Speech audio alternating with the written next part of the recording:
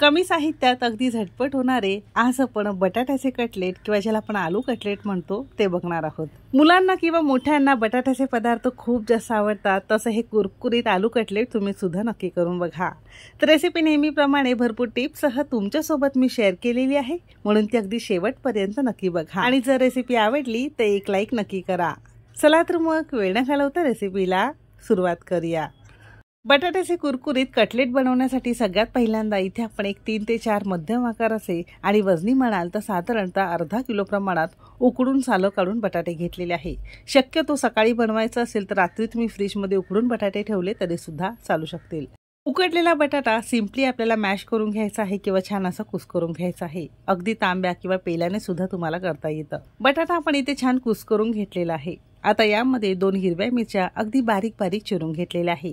लहान बाळांसाठी करता येतात हिरवी मिरची अगदीच कमी घाला किंवा नसेल घालायचं तरी सुद्धा चालू शकेल। थोडंसं चिली फ्लेक्स वापरलं तरी सुद्धा चालू शकेल।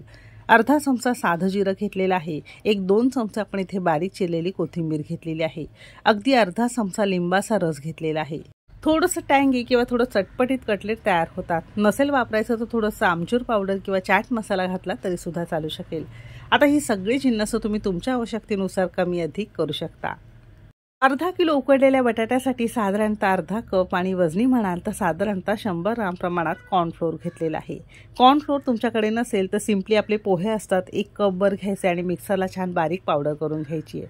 ती इथे वापरली तरी सुद्धा चालू शकेल। दोघांपैकी काहीतरी तुम्हाला एकच इथे वापरायचं आहे।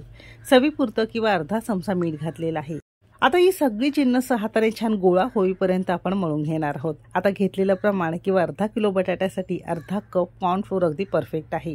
पण जरी पीठ मळताना थोडंसं तुम्हाला पातळ वाटत असेल तर जर पोह्यांची पावडर वापरत असाल किंवा कॉर्नफ्लोअर वापरत असाल तर थोडंसं तुम्ही इथे वापरू शकता। दोघांपैकी काहीतरी एकच तुम्हाला इथे वापरायचं आहे। तर इथे आपला हा छान पिठाचा गोळा तयार झालेला आहे। सगळ्यात शेवटी चमचावर साधं कच्चं तेल घेतलेलं आहे आणि पुन्हा याचा गोळा छान आपण करून घेतलेला आहे। आता हे तुमचं कटलेट बनवण्यासाठी गोळा तयार झालेला आहे। आता याला भिजत वगैरे ठेवण्याची अजिबात गरज लागत नाही। लगेचच आपण याचे कटलेट करायला घेतले तरी सुद्धा चालू शकेल। आता लहान मोठा मध्यम आकाराचा गोल चपटा जसा तुम्हाला आवडत असेल तसं तुम्ही याचे कटलेट तयार करू शकता। असे हे गोल केले तरी सुद्धा चालू शकेल। पण आपण लग्नाला कसे थोडे नगेटच्या आकाराचे कटलेट मिळतात अगदी त्या पद्धतीने थोडंसं लांब आकार देऊन असे हे नगेट प्रमाणे आपण कटलेट करून घेतलेले आहे। तुम्ही गोल करा असे करा किंवा थोडे चपटे वड्यांप्रमाणे केले तरी सुद्धा चालू शकेल। मध्यम आकाराचे केले तर साधारणतः 15 ते 16 होतात। थोडेसे लहान केले तर 20 ते 22 तयार होतात। आता इथे दुसरीकडे एका वाटीमध्ये 1 चमचाभर आपण इथे कॉर्नफ्लोअर घेतलेला आहे। कॉर्नफ्लोअर ऐवजी तांदूळाचं पीठ वापरलं तरी सुद्धा चालू शकेल। आता यामध्ये थोडंसं साधं पाणी घालायचं आहे। तर साधारणतः 1 पाव कप आपण इथे साधं पाणी घालून पिठामध्ये असं छान एकजीव करून घेतलेलं आहे।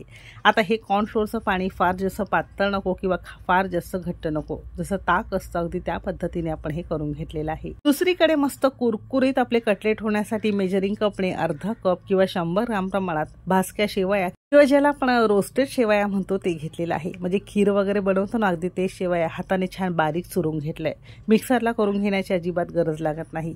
तसं बघायला गेलं तर लग्नामध्ये कार्यक्रमामध्ये मोठ्या प्रमाणात कटलेट बनवतात तर त्याला ब्रेड क्रम्ब लावलं जातं। आता आपल्या प्रत्येकाच्याच घरामध्ये नसतं, मग अशा वेळी शेवया प्रत्येकाच्याच घरी असतं, तसं हे चुरून वापरलं तरी सुद्धा अगदी मस्त कुरकुरीत तुमचे कटलेट तयार होतात।